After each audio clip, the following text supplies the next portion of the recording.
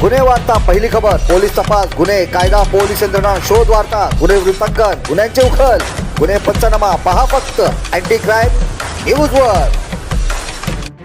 नांदेड जिल्ह्यात घडली संतापजनक घटना, शिक्षकी पेशेला काळीबा फासणारी घटना। 55 वर्ष नराधम कोचिंग क्लासेसच्या शिक्षकाने अल्पवयीन विद्यार्थिनींचा विनयभंग केला असून नांदेड भाग्यनगर पोलीस ठाण्यात पॉस्को अॅट्रॉसिटी ऍक्ट अंतर्गत गुन्हा दाखल झाला असून आरोपी पोलिसांच्या ताब्यात आहे। पहा संपूर्ण बातमी आणि मांडा या बातमीबद्दल तुमचे रोखठोक बेधडक मत। बातमी आवडल्यास आपल्या हक्काचे चॅनल अँटी क्राईम न्यूज आत्ताच लाईक, शेअर, कमेंट्स आणि सबस्क्राईब करा। पहा अँटी क्राईम न्यूज, गुन्ह्यांचा पंचनामा। आज भाग्यनगर पोलीस स्टेशन हद्दीमध्ये प्रायव्हेट कोचिंग क्लासेस आहेत।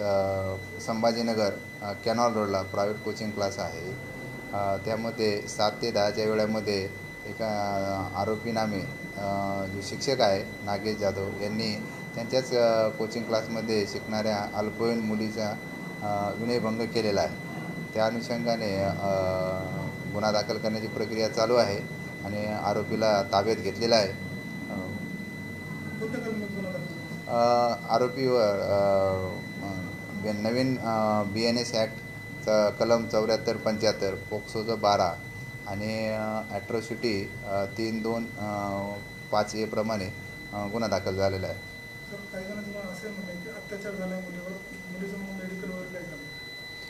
नाही, मुलीचं रात्या घरी जाऊन आमच्या महिला हवालदार आहेत त्यांनी स्टेटमेंट घेतलेलं आहे। विनयभंगाचा प्रकार आहे, त्याप्रमाणे गुन्हा दाखल करून पुढील कारवाई करत आहोत। आरोपी ताब्यात घेण्यात आलेला आहे। आरोपी नागेश जाधव, वय 55 वर्षाचा आहे, शिक्षक आहे, प्रायव्हेट शिक्षक। बदलापूरनंतर संबंध महाराष्ट्रामध्ये महिला अत्याचार आणि अल्पवयीन मुलीवर विनयभंग, बलात्कार अशा वेगवेगळ्या प्रकारचे अत्याचार होण्याचे प्रकार सतत घडत आहेत। यामध्ये शिंदे सरकार यांचं अपयश आहे। आज नांदेडमध्ये खूपच भयानक घटना घडलेली आहे। नांदेड येथील चैतन्यनगर भागामध्ये संभाजीनगर येथील एका खाजगी कोचिंग क्लासेसमध्ये एका अल्पवयीन मुलीवर येथील नागेश जाधव नावाच्या खाजगी शिक्षकाने विनयभंग आणि अत्याचार केलेले आहेत। ही घटना खूपच भयानक आहे। महाराष्ट्रामध्ये असे प्रकार होत असताना ह्यावर आळा बसणं पोलीस प्रशासन कुठेतरी आणि संबंध शासन व्यवस्था कुठेतरी कमी पडत आहे असं नजरेस येत आहे। आज नांदेडमध्ये ही घटना घडली। पत्रकार बांधव आणि बरीच संघटनेची लोक भाग्यनगर पोलीस स्टेशन हद्दीमध्ये येऊन दुपारपासून गुन्हा दाखल करण्यासाठी प्रयत्न करत होते, पण संबंधित प्रकरण कुठेतरी दाबण्याचा प्रकार होत होता। आज पत्रकार आणि राजकीय दबावामुळे संबंधित माननीय जिल्हाधिकारी साहेब आणि नांदेड येथील SP अविनाश कुमार यांच्या मार्गदर्शनाखाली आम्ही त्यांना फोन केल्यानंतर आज भाग्यनगर पोलीस स्टेशन हद्दीमध्ये गुन्हा दाखल थोड्या वेळापूर्वी झालेला आहे।